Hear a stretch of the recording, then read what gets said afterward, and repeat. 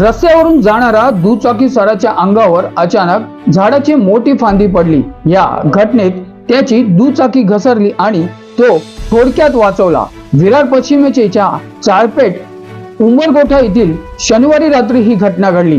त्याचा सीसीटीव्ही सध्या व्हायरल झाला आहे। विरार पश्चिमेला उमरगोठण गाव चारपेठ परिसर आहे। शनिवारी रात्री 10:30च्या सुमारास या रस्त्यावरून झोमॅटो कंपनीच्या डिलिव्हरी बॉय दुचाकी घेऊन जात होता। महाराष्ट्र बँकेसमोर जात असताना अचानक एका मोठ्या झाडाची फांदी कोसळली आणि त्यात दुचाकी स्वार अवघ्या एका सेकंदात वाचला। मात्र त्याची दुचाकी घसरली आणि तो किरकोळ जखमी झाला।